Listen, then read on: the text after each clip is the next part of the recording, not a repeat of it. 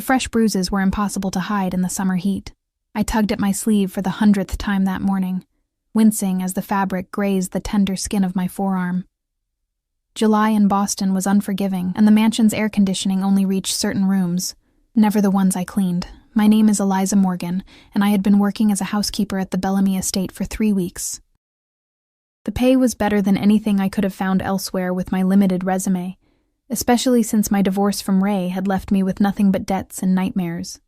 The job was straightforward: clean the west wing of the sprawling mansion, never venture into the east wing, and most importantly, never disturb Mr. Bellamy. I had never seen the owner of the estate.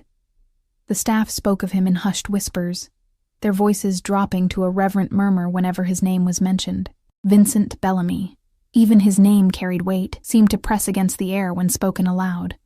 I'd gathered bits and pieces about him from the other staff: a businessman with diverse interests, unmarried, intensely private, and according to the head housekeeper, Mrs. Sullivan, not someone whose path I wanted to cross. Keep your head down, do your work, and you'll be fine, she had told me on my first day, her thin lips pressed into a line so severe it seemed carved into her face. Mr. Bellamy values discretion above all else. I needed this job. After escaping my marriage 6 months ago, I had been bouncing between friends' couches and temporary shelters, picking up whatever work I could find. When Mrs. Sullivan had hired me, it felt like the first stroke of luck in years. The estate provided staff quarters, small but private, and the salary would eventually help me afford my own place, far from Ray's reach, or so I had thought. He had found me 3 days ago, waiting in the staff parking lot as I finished my shift. How he had tracked me down, I wasn't sure. Maybe he had followed one of my friends, or perhaps bribed someone at the employment agency. Ray had always been resourceful when it came to controlling me. "You think you can just leave?" he had snarled, grabbing my arm as I tried to walk past him. "You're my wife." "Ex-wife," I had corrected him, immediately regretting the defiance when his fingers dug deeper into my flesh. The confrontation had ended like they always did, with promises that he would change, that he still loved me, that I belonged with him. When words failed to persuade me, his fists made a more convincing argument. I had escaped only when another staff member had walked toward the lot, causing Ray to release me with a final warning. "This isn't over, Liza. I'll be back. You know you can't hide from me." Now, as I scrubbed the marble floor of the grand foyer, I could feel the imprints of his fingers on my skin as clearly as if he were still holding me. The sleeves of my uniform had ridden up again, exposing the violet archipelago of bruises that stretched from my wrist to my elbow. I quickly pulled the fabric down, glancing nervously around the empty hall. The mansion was eerily quiet that morning. Mrs. Sullivan had informed me that most of the staff had been given the day off due to Mr. Bellamy holding a business meeting. I had been kept on specifically to ensure the West Wing remained immaculate. The solitude was both a blessing and a curse. No prying eyes to notice my injuries, but also no witnesses if Ray decided to make good on his threat. The grandfather clock in the corner struck 11, its deep chime reverberating through the empty space. I had 4 more hours of work before I could retreat to my quarters. 4 hours to figure out what to do about Ray. I couldn't afford to lose this job, but I couldn't risk him showing up again either. I was so lost in thought that I didn't hear the footsteps until they were almost upon me. When I finally registered the sound, I looked up, expecting to see Mrs. Sullivan checking on my progress. Instead, I found myself staring at polished Italian leather shoes, leading up to tailored charcoal trousers, an impeccably fitted suit jacket, and finally, a face that made my breath catch in my throat. Vincent Bellamy didn't look like the monsters from the stories I'd overheard. He was younger than I had imagined, perhaps in his late 30s, with sharp features that seemed carved from marble, high cheekbones, a strong jaw darkened with the shadow of a beard, and eyes so intensely blue they appeared almost colorless. His dark hair was pushed back from his forehead, revealing a thin scar that ran along his right temple. But it wasn't his appearance that made me freeze. It was the unmistakable aura of danger that surrounded him like a cloak.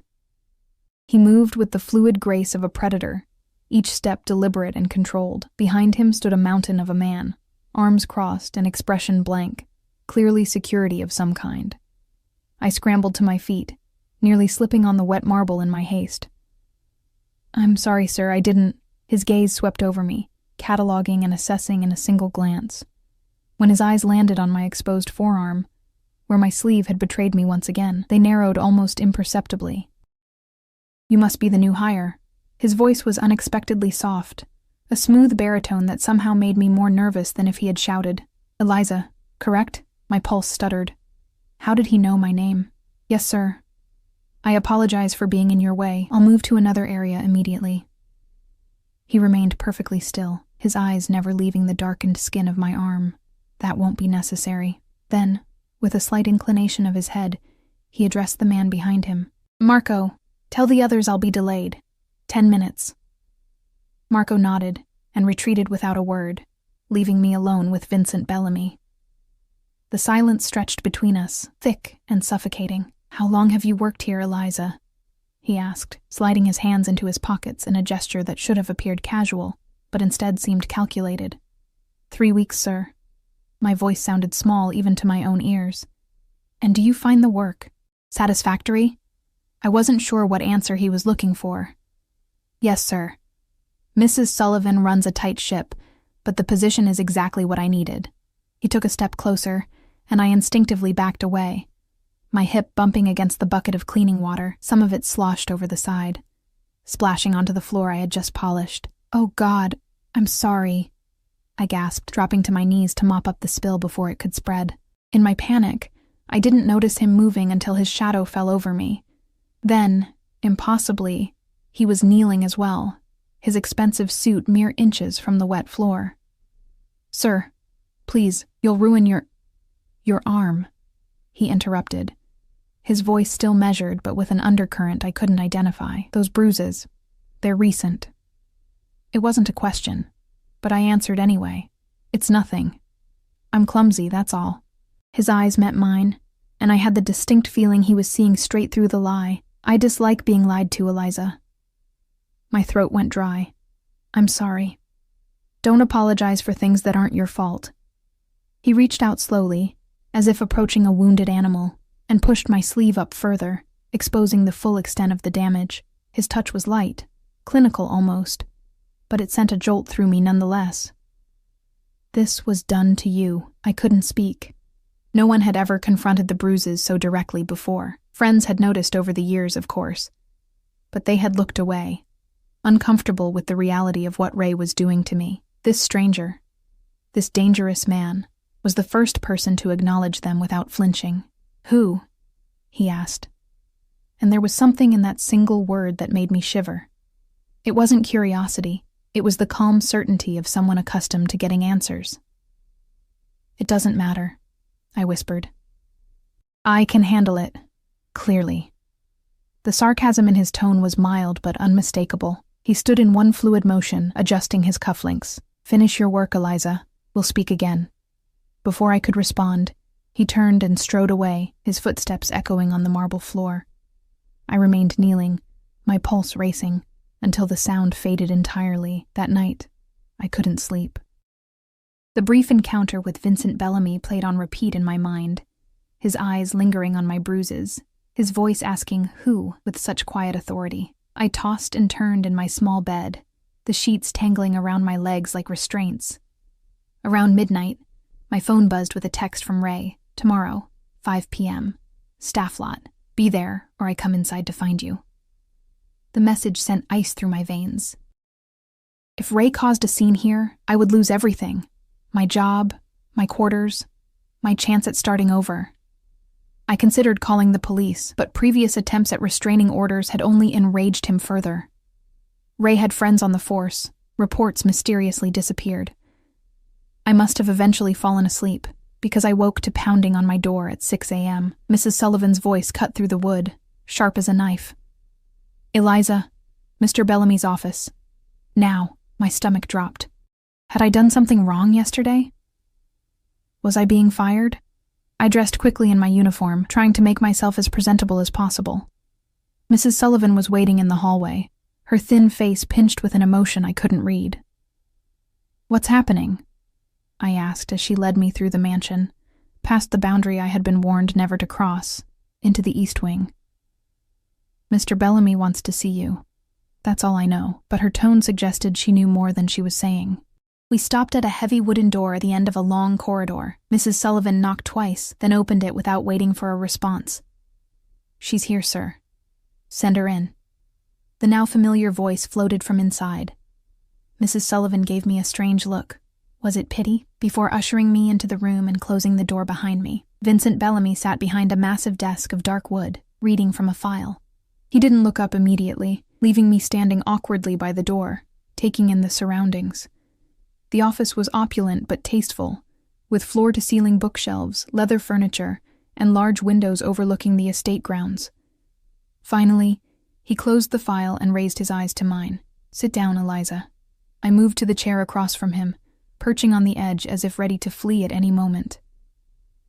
In the morning light filtering through the windows, I could see details I had missed yesterday, the flecks of gray in his blue eyes, the subtle lines at their corners that suggested he wasn't as young as I'd initially thought. "Your ex-husband has quite the record," he said without preamble, tapping the file in front of him. 3 arrests for domestic violence, 2 restraining orders, both expired, numerous complaints from neighbors about disturbances, and yet, somehow, no convictions. My blood turned to ice. "How did you—" "I make it my business to know who works in my home." His expression remained neutral. "What I don't understand is why you didn't mention this when you applied. My voice faltered. "I needed the job, and I thought I had lost him when I moved here." "Yet he found you." It wasn't a question, but I nodded anyway. "He contacted you last night." Again, not a question. My eyes widened. How could you possibly know that? The corner of his mouth curved slightly, not quite a smile. As I said, I make it my business to know what happens in my home. The implication sent a chill through me. Was my phone monitored? My room? As if reading my thoughts, he continued. "The staff quarters have security cameras in the hallways. You received a message at 12:07 a.m. that clearly distressed you. You paced your room for nearly an hour afterward." I swallowed hard. "He's coming today, at 5. He threatened to come inside if I don't meet him." Vincent leaned back in his chair, steepling his fingers. "And what do you intend to do about that?" "I don't know," I admitted. "If I call the police, it won't help. He has connections.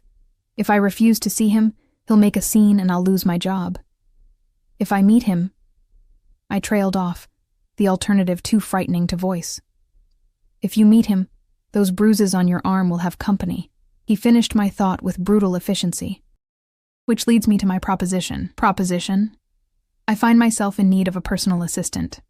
The position comes with a significant salary increase, better quarters, and most importantly, my direct protection. I stared at him, uncomprehending. "You want me to be your assistant? But I'm just a housekeeper. I don't have any experience." "Experience can be gained. Loyalty and discretion are harder to come by." He stood, walking to the window to gaze out at the grounds. "You've been thorough in your work, kept to yourself, and asked no questions about things that don't concern you. Those qualities interest me." My mind raced. This had to be some kind of test or trick. Men like Vincent Bellamy didn't offer career advancements to women like me without expecting something in return. What would this position entail exactly? He turned back to face me, expression unreadable. "Managing my schedule, coordinating with my security team, handling certain sensitive communications, nothing beyond your capabilities. And in return? In return, you get a problem solved." His voice dropped slightly. "Your ex-husband will no longer be a concern." A chill ran down my spine. "What does that mean?" "It means exactly what you think it means, Eliza." He returned to his desk, his movements fluid and predatory. "I protect what belongs to me." His words hung in the air between us, heavy with implication. "I protect what belongs to me." The possessive phrasing sent a shiver down my spine, not entirely from fear. "I don't belong to anyone, Mr. Bellamy," I said, surprising myself with my boldness. Something flickered in his eyes. Amusement, perhaps, or respect. Not yet. Before I could respond to that loaded statement, he continued, "Your shift today is canceled. Marco will escort you to your quarters to gather your belongings. Your new accommodations will be ready by noon." "I haven't agreed to anything," I protested weakly. Vincent Bellamy didn't even blink. "You will." It wasn't arrogance in his voice, but absolute certainty, unless you prefer the alternative. The alternative. Ray waiting in the parking lot at 5, his rage building with every passing minute, his hands itching to remind me who I belonged to. I thought of the years I'd spent walking on eggshells, making myself smaller, hiding bruises beneath long sleeves in summer. I thought of police reports filed and dismissed, of friends who stopped calling because they couldn't bear to watch. "What exactly would you do about Ray?" I asked, my voice barely above a whisper. Vincent's expression remained impassive. "The less you know, the better, but I can promise you this, he will never touch you again." A knock at the door interrupted us. Marco entered without waiting for permission, his massive frame filling the doorway. "The car is ready, sir." Vincent nodded, then turned his attention back to me. "You have a choice to make, Eliza. Make it now." It wasn't really a choice at all. "I accept the position." A slight smile curved his lips, there and gone in an instant. "Wise decision." He scribbled something on a piece of paper and handed it to me. "Your new salary. Effective immediately." I glanced at the figure and nearly gasped. It was 4 times what I was making as a housekeeper. "Marco will take you to collect your things. Meet me back here at 2. He turned his attention to some papers on his desk, dismissing me. Marco led me silently through the mansion and back to the staff quarters. My room, which had seemed like a sanctuary just yesterday, now looked shabby and impersonal as I packed my meager belongings into a single suitcase. I had fled my marriage with little more than the clothes on my back, and 6 months of scraping by hadn't allowed me to accumulate much. As I zipped the suitcase closed, a text came through on my phone, changed my mind. "Coming at noon. Be ready." My hands trembled as I showed the message to Marco, who had been standing impassively by the door. His expression didn't change, but he immediately pressed a finger to his earpiece. "Package needs to be moved now. Timeline accelerated." A pause. "Understood." He took my suitcase and gestured for me to follow him. "Change of plans. We move you now." Instead of returning to the mansion, Marco led me to a sleek black SUV with tinted windows waiting at a side entrance. The vehicle screamed money and discretion, exactly what I'd expect from Vincent Bellamy's operation. "Where are we going?" I asked, as Marco loaded my suitcase into the trunk. "Safe location," was his only response as he opened the rear door for me. To my surprise, Vincent was already seated inside, his attention focused on a laptop. He didn't look up as I slid in beside him, leaving a careful distance between us. "Your ex-husband is persistent," he remarked, still typing. "He's currently parked 2 blocks away, watching the main entrance." I froze.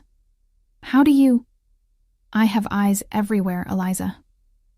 He finally closed the laptop and turned those piercing blue eyes on me. "Did you tell anyone about our conversation?" "No," I shook my head. "I came straight from your office to pack." He studied me for a moment, as if gauging my honesty, then nodded slightly. "Good." The SUV pulled away from the estate, taking a back route I hadn't known existed. Marco sat in the passenger seat while another man drove, both of them silent and vigilant. I watched through the tinted window as the mansion receded from view, wondering what I had just gotten myself into. "You're afraid," Vincent observed, his voice neutral. "Wouldn't you be?" I countered, then immediately regretted my tone. "I'm sorry, don't apologize for honesty. It's refreshing." He leaned back in his seat, seemingly relaxed despite the tension thrumming through the vehicle. "Yes, I would be afraid in your position. Fear is a natural response to uncertainty. But I can provide certainty, Eliza. Safety, security, things you haven't had in a long time." I turned to look at him fully. In exchange for what exactly? Loyalty, discretion. His eyes held mine, and in time, perhaps more. The implication hung between us, unspoken but unmistakable. My cheeks warmed, and I looked away first. I'm not... The words tumbled out incoherently. "I'm not proposing anything inappropriate, Eliza." His voice had a hint of amusement now. "At least, not yet. For now, I simply require your professional services as my assistant." Before I could respond, Marco's voice cut in from the front. "Sir, we have a tale." Vincent's demeanor shifted instantly, all traces of amusement vanishing. How many?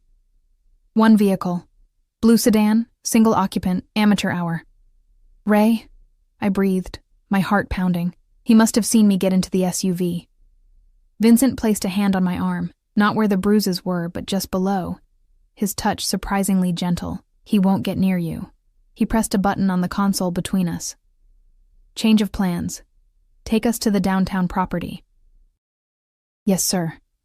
The driver responded, smoothly changing lanes. Vincent turned back to me. Ray Miller, 34 years old, construction foreman with a drinking problem and a history of violence that started long before he met you. His father was the same, I understand. I stared at him, shocked by the accuracy and depth of his knowledge. How could you possibly know all that? Information is power, Eliza. I make it my business to know everything about everyone who enters my orbit. His eyes narrowed slightly. What I don't understand is why you stayed with him for 5 years. The question struck like a physical blow. It was the same question friends had asked, that I had asked myself countless times during sleepless nights. It's complicated. Simplify it for me. I took a deep breath, looking down at my hands. It didn't start bad. He was charming, attentive, made me feel special. By the time I saw the red flags, I was already isolated from friends and family. He controlled the money, the car, and he always promised it would never happen again. I gave a bitter laugh, until the next time, and the next. Vincent said nothing for a long moment, his expression unreadable. Then he reached inside his jacket and pulled out a sleek phone, handing it to me. This is yours now. Only 3 numbers are programmed into it. Mine, Marco's, and the security team's. Your old phone will be disposed of. I took it hesitantly. But all my contacts, anyone who matters, you'll remember their number, he said dismissively.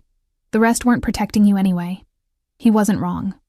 I slipped the new phone into my pocket just as the SUV pulled into an underground garage beneath a gleaming high-rise in downtown Boston. We're clear, Marco announced from the front. No tail. Vincent nodded. Take the elevator directly to the penthouse. Security Protocol Alpha. Everything moved with military precision after that. Marco and the driver flanked us through the garage to a private elevator that required both a key card and Vincent's fingerprint to operate. As the doors closed, I caught a glimpse of another black SUV pulling in, 2 more security personnel emerging with guns visible beneath their jackets. The elevator ascended silently, and I tried to calm my racing thoughts. Less than 24 hours ago, I had been a housekeeper worried about keeping my modest job. Now I was in a private elevator with a man who was almost certainly involved in organized crime, fleeing from my abusive ex-husband, about to start a job I knew nothing about. When the doors opened, they revealed a stunning penthouse apartment, all floor-to-ceiling windows, minimalist furniture, and breathtaking views of Boston Harbor. Your accommodations, Vincent said, stepping into the space as if he owned it, which of course he did. You'll stay here until the situation with your ex-husband is resolved. I followed him into the apartment, my eyes wide. I can't accept this. It's too much. Vincent gave me a look that suggested he found my protest amusing. It's a company property, Eliza. I keep it for visiting associates who require privacy. He gestured toward a hallway. Your room is the second door on the right. Mine is at the end of the hall. My breath caught. You're staying here too. Of course. He moved to the kitchen, opening the refrigerator and removing a bottle of water. Did you think I would leave you unprotected? Before I could respond, the elevator chimed again, and Marco entered carrying my suitcase. He set it down and spoke quietly to Vincent, who nodded. Ray Miller has returned to the estate, Vincent informed me after Marco had departed. He's becoming quite the nuisance. A cold fear gripped me. Will he hurt anyone there looking for me?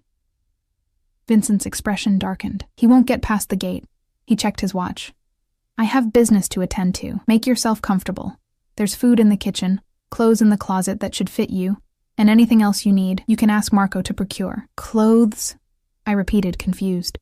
How would you have... Your size was in your employment file. He said it as if it were the most natural thing in the world to have new clothes waiting for an employee he had just promoted hours ago. I'll return this evening. We'll discuss your duties then. With that, he was gone, leaving me alone in the luxurious apartment. I stood frozen for several minutes, overwhelmed by the rapid changes in my circumstances. Finally, curiosity overcame shock, and I made my way to my room. It was larger than the entire staff quarters I had occupied that morning. A king-sized bed dominated the space, with an ensuite bathroom visible through an open door. Just as Vincent had said, the walk-in closet contained women's clothing. Simple but expensive pieces in exactly my size. I sat on the edge of the bed, trying to process everything. My phone, my old phone, buzzed in my pocket. Ray again. "Where the fuck are you? I'm at your work. They say you quit. Answer me." A moment later, another message. "You think you can hide from me? I'll find you. You know I always do." My hands trembled as I turned off the phone completely. Vincent was right. I needed to cut all ties to my old life. Ray would never stop looking for me otherwise. I showered in the luxurious bathroom, letting hot water wash away the stress of the day, then changed into some of the new clothes, simple black pants and a soft gray sweater that probably cost more than I used to make in a week. As evening approached, I explored the penthouse more thoroughly. The kitchen was stocked with food and wine. The living area featured a state-of-the-art entertainment system, and a small office contained a computer and printer. Every room showcased the same stunning views of the city, now glittering with lights as dusk fell. I was standing at the window, watching boats move through the harbor, when I heard the elevator chime. Vincent entered, followed by Marco, both of them looking grim. "Is everything okay?" I asked, immediately sensing the tension. Vincent removed his suit jacket and loosened his tie. "Everything is fine. Marco, that will be all for tonight." Marco nodded and departed without a word, leaving us alone. Vincent poured himself a drink from a crystal decanter on the bar. "Would you like one?" "No, thank you." I remained by the window, suddenly nervous again in his presence. He took a long sip, his eyes never leaving mine. "Your ex-husband caused quite a scene at the estate today. Threatened the security guards, demanded to see you. When that failed, he tried to bribe one of the gardeners for information." My stomach knotted with anxiety. "I'm so sorry. This is all my fault." "No," Vincent said sharply. "It's his fault. Never apologize for his actions." I nodded, taken aback by his vehemence. He set his glass down and approached me, stopping just close enough that I had to tilt my head up to maintain eye contact. "Ray Miller is a problem that needs to be solved, Eliza. Tonight." The way he said it sent a chill through me. "What are you going to do to him? What do you want me to do to him?" he countered, his voice soft but intense. "I just want him to leave me alone," I whispered. "I want to not be afraid anymore." Vincent studied me for a long moment. "There are different ways to achieve that. Some more permanent than others." I understood his meaning instantly. "You're asking if I want you to kill him?" He didn't confirm or deny, just watched me with those piercing blue eyes. "No," I said finally. "I don't want that. I just want him gone from my life." Vincent nodded slightly. "That can be arranged, but you should know, Eliza, men like Ray don't stop unless they're made to stop. He will continue to hunt you, to threaten you, to hurt you if he finds you. Are you prepared for that possibility?" I thought about Ray's persistence, his rage, his obsessive need to control me. "What's the alternative?" "As I said, permanent solutions." He touched my face gently, his fingertips barely grazing my cheek. "But that decision must be yours, not mine." His touch sent an unexpected warmth through me. I stepped back, confused by my reaction. I don't want his death on my conscience." Vincent's expression was unreadable. "Very well. I'll handle it my way then." He picked up his phone and sent a text, then turned back to me. "It's done. By morning, Ray Miller will no longer be a concern." I stared at him, both relieved and terrified by the casual power he wielded. "Just like that?" "Just like that." He moved to the kitchen. "Have you eaten?" "I find I'm rather hungry." The abrupt change of subject left me speechless for a moment. No, I haven't." "Good. We'll have dinner and I'll explain your new duties." He opened the refrigerator as if we hadn't just been discussing making my ex-husband disappear. "I hope you like Italian." Dinner was surreal.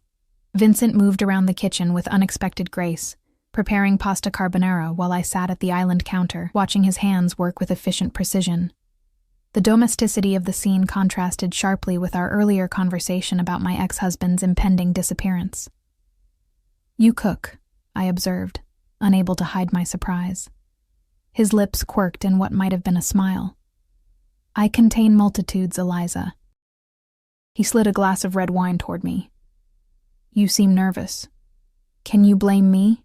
I took a small sip of the wine, rich and complex, undoubtedly expensive. 24 hours ago I was scrubbing your floors. Now I'm having dinner with you while your people do something to my ex-husband. Vincent's eyes met mine as he plated the pasta. "If you're uncomfortable with the arrangement, you're free to leave. The door isn't locked." We both knew that was a hollow offer. Where would I go? Back to dodging Ray? To sleeping on friends' couches? To working minimum wage jobs that barely covered rent? "I'm not uncomfortable," I admitted. "I'm adjusting." He placed a steaming plate in front of me. "Eat. We'll discuss your duties afterward." The pasta was delicious, creamy, perfectly cooked, with just the right amount of pancetta and black pepper. We ate in relative silence, the city lights twinkling beyond the windows. I found myself studying Vincent when he wasn't looking. The precise way he held his fork. The subtle tension in his shoulders despite his apparent relaxation. The way his eyes constantly scanned the room. Always aware, always vigilant. After dinner, he led me to the living area, gesturing for me to sit on the sleek leather sofa while he remained standing, looking out at the harbor. "Your position as my personal assistant will require absolute discretion," he began without preamble. "You will manage my schedule, coordinate with my security team, and handle sensitive communications. You will accompany me to certain meetings and events.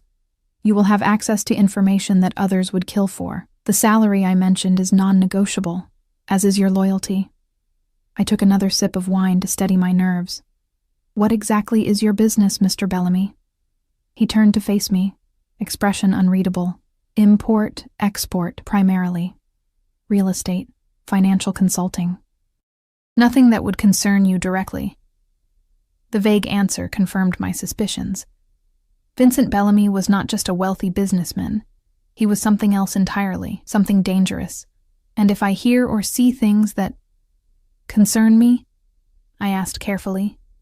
"You won't," he replied with absolute certainty, "because you'll understand that what I do is necessary in a world where the rules are written by men who have never had to fight to survive. Men like your ex-husband, who hurt others with impunity because the system protects them." His eyes hardened. "I provide balance." A shiver ran down my spine. There was truth in his words. Hadn't I experienced firsthand how the system had failed to protect me from Ray? How many times had I called the police, only for them to leave without making an arrest? How many restraining orders had been ignored without consequences? "So you're some kind of vigilante?" I asked, unable to keep the skepticism from my voice. Vincent actually laughed at that, a rich, genuine sound that transformed his face. "Hardly. I'm a businessman who understands that power requires both the carrot and the stick. I simply use whichever is most effective for the situation." His phone buzzed. He glanced at it, expression darkening momentarily before he composed himself. "You should rest. Tomorrow will be busy." "Is it about Ray?" I asked, tension coiling in my stomach. "That message?" Vincent studied me for a long moment. "Yes. There's been a complication. Nothing for you to worry about. If it involves Ray, it involves me," I insisted, setting down my wine glass. "Please, I need to know." He sighed almost imperceptibly. "Ray Miller is no longer in Boston. My men intercepted him outside a bar where he'd been drinking since leaving the estate. He's being transported to a location where he can't harm you or anyone else. Is he—" I couldn't finish the question. "Alive?" "Yes, as per your wishes." His tone made it clear he thought my mercy was misplaced. "He'll be given a choice. Leave the country with enough money to start over elsewhere, or face consequences that he won't survive. Most men choose self-preservation." Relief washed over me, followed immediately by guilt. Had I just sentenced Ray to exile? And why did that make me feel guilty when he had hurt me so many times? "Thank you." I said softly. For respecting my wishes. Vincent inclined his head slightly. Get some sleep, Eliza. Your new life begins tomorrow. That night, I dreamed of cages.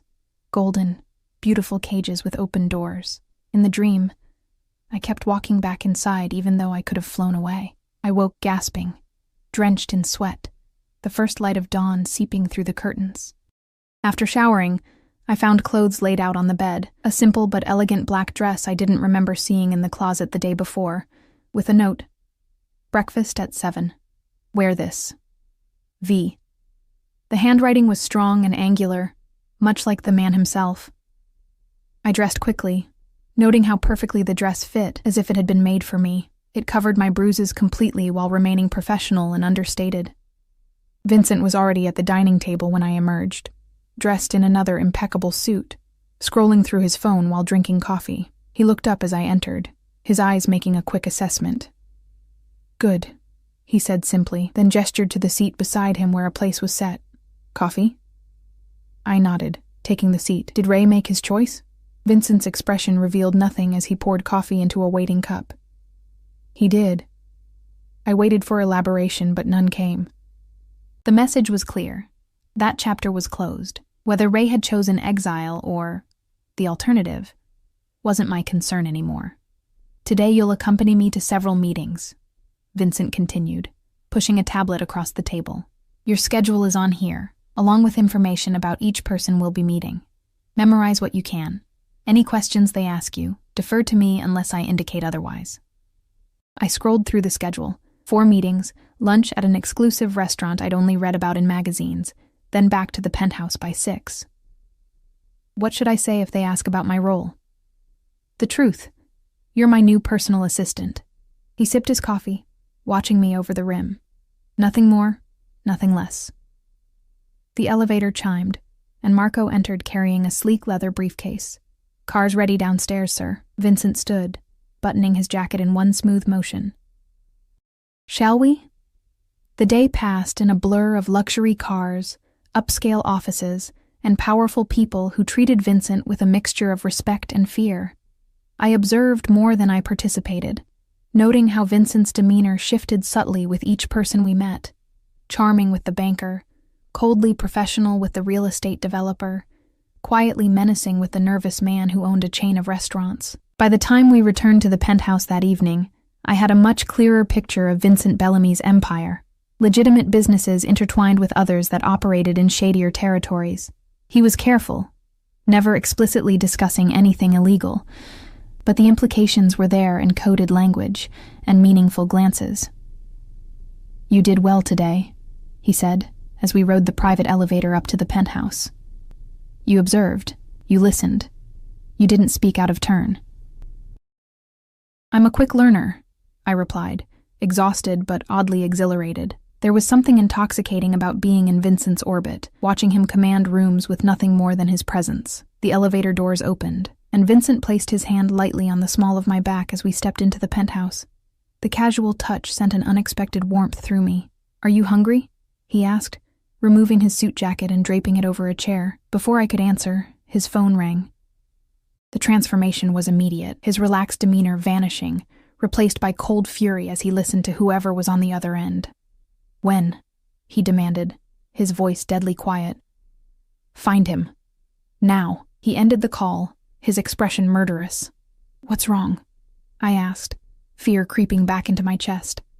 Vincent's eyes met mine, and for the first time, I glimpsed the truly dangerous man beneath the polished exterior. Ray Miller has escaped. The floor seemed to drop from beneath me. What? How? It seems your ex-husband is more resourceful than we anticipated. Vincent was already texting, his movements sharp with barely controlled rage. He overpowered one of my men during transport and disappeared. That was several hours ago. Terror gripped me. He'll come looking for me. Yes, Vincent agreed, his voice hard. But he won't find you. Not here. This building has the best security in Boston. As if to underscore his point, the elevator chimed again, and 4 men entered. Security personnel I recognized from earlier in the day. Vincent spoke to them in rapid, low tones, issuing instructions. They nodded and dispersed throughout the apartment, checking windows and doors. Vincent returned to me. His expression softened slightly. "You're safe, Eliza. I promise you that." I wanted to believe him, but the cold fear in my stomach wouldn't subside. Ray was out there, more desperate and dangerous than ever. And now he wouldn't just be coming for me, he'd be coming for Vincent too. "This is my fault," I whispered. "If I had just agreed to let you handle him permanently." Vincent placed his hands on my shoulders, forcing me to look at him. "This is not your fault. This is Ray's choice, and he will pay for it." The intensity in his eyes should have frightened me, but instead it made me feel strangely protected. For the first time in years, someone was standing between me and Ray.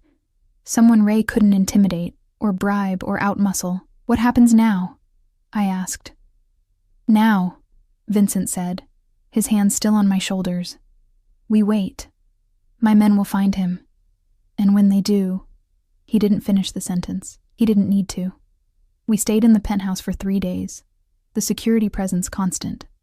Vincent conducted business by phone and video conference, never leaving me alone for more than a few minutes. We fell into an odd domestic rhythm, sharing meals, working side by side in the living room, Vincent teaching me the intricacies of his business operations. At night, I would retire to my room alone, hyper-aware of Vincent's presence just down the hall. The attraction I felt toward him was confusing and inappropriate. He was my employer, my protector, possibly a criminal. And yet, I couldn't deny the electricity that sparked whenever he was near. On the third night, I was awakened by shouting. I rushed into the hallway to find Vincent barking orders into his phone, his face a mask of cold fury. "What's happening?" I asked when he disconnected. Vincent's eyes met mine, and my blood ran cold at what I saw there. "He's here." "Here? In the building?" My voice rose with panic. "No." Vincent's tone was clipped, controlled, but I could see the fury simmering beneath the surface. He was spotted outside. Surveillance picked him up 3 blocks away, watching the entrance. Relief flooded through me, quickly followed by renewed fear. How did he find this place? That's what I intend to find out. Vincent moved to a panel on the wall, punching in a code that opened to reveal an array of security monitors. The screens showed different angles of the building's exterior, the garage, the lobby. "Stay here. Don't open the door for anyone but me or Marco." "Where are you going?" I grabbed his arm before I could think better of it. He looked down at my hand, then back at my face. "To end this." "No." The word escaped me with more force than I intended. "Please, Vincent, don't go down there. He could be armed. He could be waiting for you specifically." Something flickered in Vincent's eyes, surprise perhaps at my concern for his safety. "I don't go anywhere unprotected, Eliza." "Then send your men, please." I was still holding his arm, could feel the tension in his muscles beneath the expensive fabric of his shirt. "I can't. I couldn't bear it if you got hurt because of me." Vincent studied me for a long moment. Then, slowly, he raised his hand to brush a strand of hair from my face, his touch gentle despite the violence I knew those hands were capable of. "Why do you care what happens to me?" The question caught me off guard. Why did I care? Vincent Bellamy was dangerous, powerful, possibly a criminal. And yet, in the few days I had known him, he had shown me more consideration and protection than anyone ever had. "Because you've done more for me than anyone else ever has," I whispered. "You saw me when I was invisible to everyone else."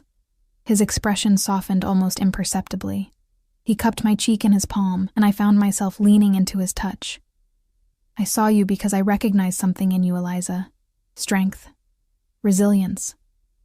Even when you were on your knees cleaning my floors, there was a fire in you that Ray couldn't extinguish." My breath caught at his words. No one had ever described me as strong before. In Ray's world, I had been weak, pathetic, lucky to have him.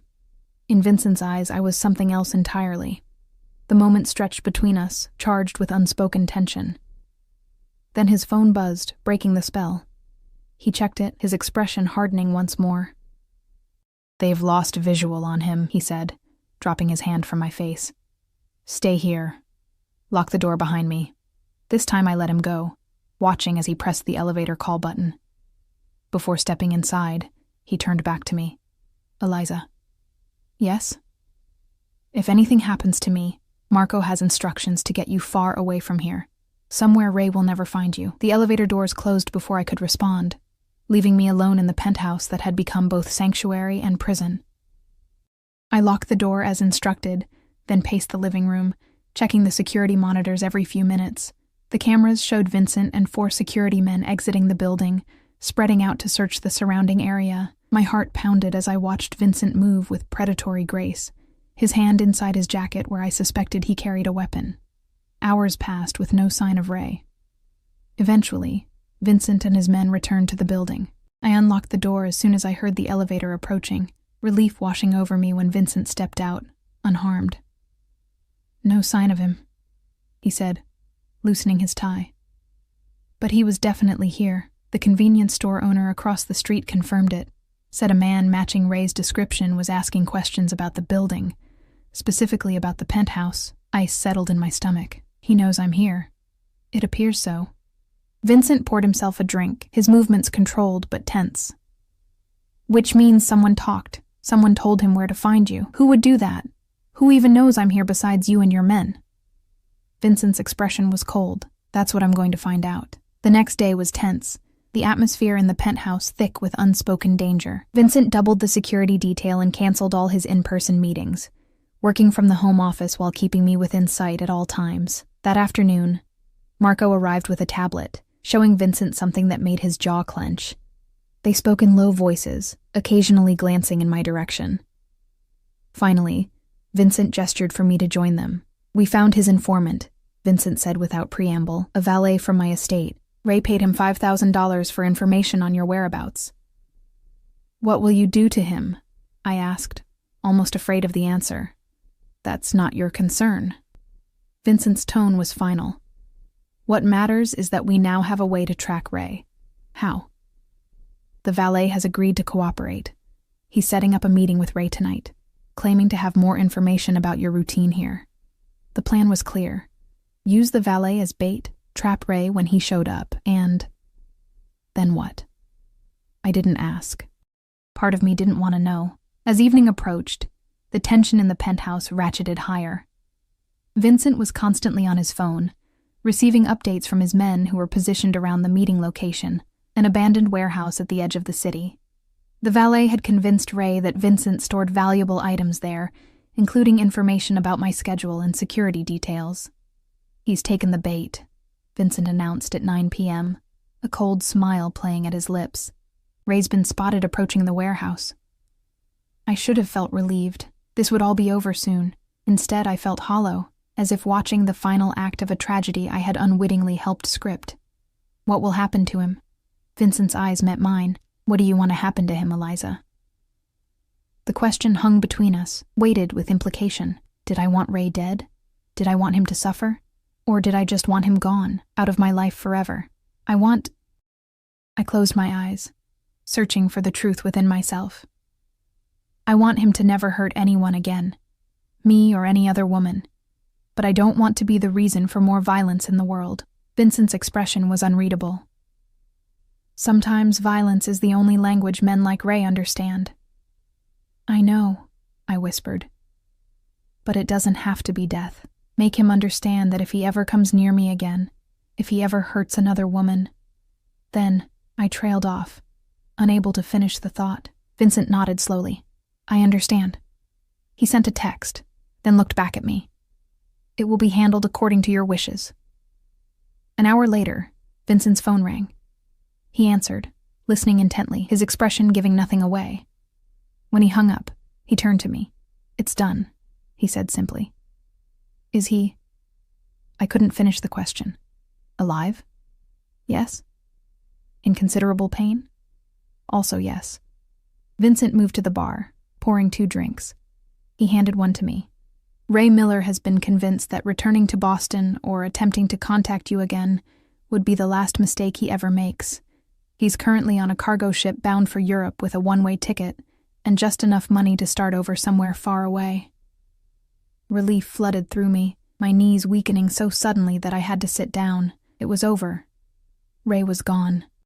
The nightmare that had consumed 6 years of my life had ended not with a dramatic confrontation, but with a forced exile orchestrated by the dangerous man now sitting beside me. "Thank you," I whispered. My voice choked with emotion. Vincent studied me, his blue eyes intent. "You're free now, Eliza. You can do whatever you want." "What do you mean?" "I mean," he said carefully, "that your employment with me was contingent on your need for protection. That need has been eliminated. If you wish to leave, to start over somewhere else, I won't stop you. I'll provide you with enough resources to begin a new life." The offer stunned me. I had assumed... what? That I was now permanently tied to Vincent Bellamy? That I had traded one form of control for another? "You would let me go? Just like that?" Something flickered in his eyes, pain, perhaps, or resignation. "I don't keep people caged, Eliza. Not even golden cages." The echo of my dream sent a shiver through me. I looked around the luxurious penthouse that had been my sanctuary for only a few days, but had somehow begun to feel like home. I thought about returning to a normal life, a modest apartment, a regular job, ordinary people who had never orchestrated the exile of an abusive ex-husband, or moved through the world with the deadly grace of a predator. And then I looked at Vincent, this dangerous, complex man who had seen me when I was invisible, who had protected me when no one else would, who was now offering me freedom when he could have easily kept me bound to him. "What if I don't want to leave?" The words escaped before I could consider their implications. Vincent went very still. "What are you saying, Eliza?" "I'm saying that for the first time in years I feel safe, valued." I set my glass down, gathering my courage. "I'm good at this job. I'm learning quickly. And I feel something when I'm with you. Something I've never felt before." "Be very careful," Vincent warned, his voice low. "I am not a good man, Eliza. The things I've done, the things I'm capable of doing, they would terrify you." "You're right," I acknowledged. "They would. They do, but so does the thought of going back to a world where I'm alone and unprotected. At least with you, the danger has a name and a face. At least with you, I know where I stand." Vincent set his glass down and moved closer to me on the sofa, close enough that I could smell his cologne, feel the heat radiating from his body. "Where exactly do you think you stand with me?" My heart raced, but I held his gaze. "I think I stand at a crossroads. I think you want me in ways that go beyond a simple employer-employee relationship. And I think I might want that too." His hand came up to cup my face, his touch gentle despite the danger I knew those hands were capable of. "If you stay, Eliza, it won't be just as my assistant. I want to be clear about that." "I know," I whispered. "I protect what's mine," he said, echoing his words from days ago, "and I would consider you mine in every way." Instead of fear, his possessive words sent a thrill through me. After years of being treated as worthless by Ray, the idea of being valued, protected, desired by someone as powerful as Vincent was intoxicating. "I understand," I said, leaning slightly into his touch. Vincent's eyes darkened. Slowly, deliberately, he leaned forward and pressed his lips to mine. The kiss was gentle at first, questioning, but when I responded, it deepened into something hungry and primal. His arms wrapped around me, pulling me against his chest, and I surrendered to the sensation of being completely enveloped by him. When we finally broke apart, both breathing heavily, Vincent rested his forehead against mine. "Are you certain this is what you want, Eliza? Once we cross this line, there's no going back." In answer, I kissed him again, pouring all my newfound courage into the gesture. His hands tightened around me, and in one fluid motion, he lifted me into his arms. I gasped in surprise as he carried me down the hallway toward his bedroom. Vincent's room was larger than mine, dominated by a massive bed with dark sheets. He set me down gently at the foot of it, his eyes never leaving mine as he slowly unbuttoned his shirt. The scars scattered across his torso told stories of violence and survival that made my breath catch. I reached out, tracing one that curved along his ribs. "War," he said simply, answering my unasked question, "before I became what I am now." I wanted to ask more, to understand the path that had led this man to become so dangerous and powerful, but his lips found mine again, and thoughts scattered like leaves in a storm. His hands were gentle as they slid the straps of my dress down my shoulders, so different from Ray's rough pawing. When the fabric revealed the yellowing bruises on my arms, Vincent's expression darkened. He pressed his lips to each mark, as if he could erase the pain with his touch. "Never again," he whispered against my skin. "No one will ever hurt you like this again." We moved to the bed, where Vincent laid me down with surprising tenderness. What followed was nothing like the mechanical routine Ray had established during our marriage. Vincent was attentive, responsive, reading my body's signals with the same intensity he brought to his business dealings. For the first time, I understood what it meant to be truly desired, to be the complete focus of someone's attention. Afterward, lying in his arms as the city lights twinkled beyond the windows, I felt a peace I hadn't known in years. Vincent's fingers traced lazy patterns on my back, his breath warm against my hair. "Tell me something true," I whispered into the comfortable silence. He was quiet for so long, I thought he might not answer. Finally he spoke. "I recognized the bruises on your arms that day, because my mother had similar ones. My father was not a kind man." I raised my head to look at him, seeing vulnerability in his eyes for the first time. "What happened to them?" "My father died when I was 17. Car accident." His voice was neutral, but something in his expression made me wonder if it had truly been an accident. "My mother passed 5 years later. Cancer. I'm sorry," I said, settling back against his chest. "It was a long time ago." His arms tightened around me, "But seeing those marks on you, it brought it all back. Is that why you helped me? Because of your mother?" Vincent considered this, perhaps partly, but mostly because I saw something in you worth protecting, a fire that hadn't been extinguished, despite everything he'd done to try. We fell asleep tangled together, my head on his chest, his arm wrapped protectively around me. For the first time in years, I slept without nightmares. Morning brought a subtle shift in our dynamic. Vincent was still the powerful, dangerous man I had come to know, but there was a new softness in how he looked at me, a possessive tenderness in his touch as he kissed me before heading to his office to make calls. "We'll need to move you into my room properly," he said as we had breakfast, "and discuss your role going forward." "My role?" His eyes met mine over the rim of his coffee cup. "You're still my assistant, Eliza. That doesn't change. But now you're also my woman. That comes with certain adjustments." The possessive term should have alarmed me, but instead, it sent a pleasant warmth through my chest. "What kind of adjustments?" "Security, primarily. You'll never go anywhere without protection. Your schedule will need to accommodate mine, and there will be social obligations. Events where you'll be expected to accompany me." He reached across the table to take my hand. "The world I inhabit is dangerous, Eliza. My enemies would see you as a way to get to me." The reality of what I was stepping into hit me fully then. I wasn't just becoming involved with a man. I was entering a world of power, danger, and complex allegiances. "I understand." Vincent squeezed my hand. "Do you? Truly? Because this is your last chance to walk away. I'll set you up somewhere safe, give you enough money to start over. No strings, no expectations." I considered his offer, forcing myself to think beyond the intoxication of his touch, his protection, his desire. Could I go back to a normal life after glimpsing this one? Did I want to? "I don't want to walk away," I said finally. "I want to be with you, Vincent, whatever that entails." His smile was both tender and predatory. "Then we begin today." The next few weeks were a whirlwind of change. As promised, my things were moved into Vincent's room. My role as his assistant expanded. I wasn't just managing his schedule now, but actively participating in meetings, learning the intricacies of his various businesses, becoming a partner rather than just an employee. In public, our relationship remained ostensibly professional, though anyone paying attention could see the subtle ways Vincent claimed me as his, a hand at the small of my back, the way his eyes sought mine across a room, how he positioned himself between me and any potential threat. In private, we explored each other with increasing intensity.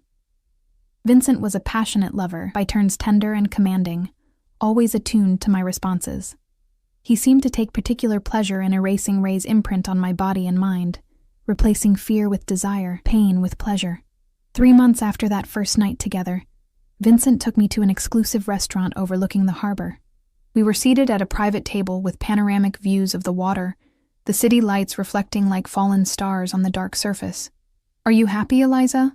he asked unexpectedly as we finished our meal.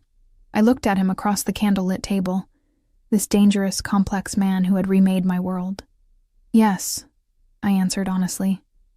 "Happier than I've ever been." Something in his expression softened. "Even knowing what I am, what I do?" I reached for his hand. "I know you operate outside the law sometimes. I know you're capable of violence, but I also know you protect what's yours, that you have a code." I paused. "And I know that you've never made me feel anything but safe and valued." Vincent's thumb traced circles on my palm. "I received confirmation today. Ray Miller is living in a small town in Romania, working construction. He hasn't attempted to contact anyone in Boston or access any information about you." The mention of Ray's name no longer sent fear coursing through me. "Good. He'll be monitored indefinitely," Vincent continued. "If he ever attempts to return or reach out to you, I'll know immediately." "Thank you," I said, meaning it. The knowledge that Ray was truly gone from my life, that he could never hurt me again, was a freedom I had once thought impossible. Vincent reached into his jacket pocket and removed a small velvet box. My breath caught as he placed it on the table between us. "I'm not a man who believes in half measures, Eliza," he said, his voice low and intense. "When I want something, I claim it completely, and I want you, not just in my bed or by my side at meetings, but in every aspect of my life."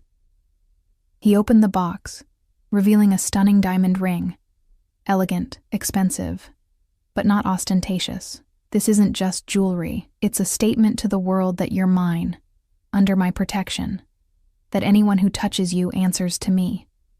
My heart raced. "Are you asking me to marry you?" "Yes," he said simply.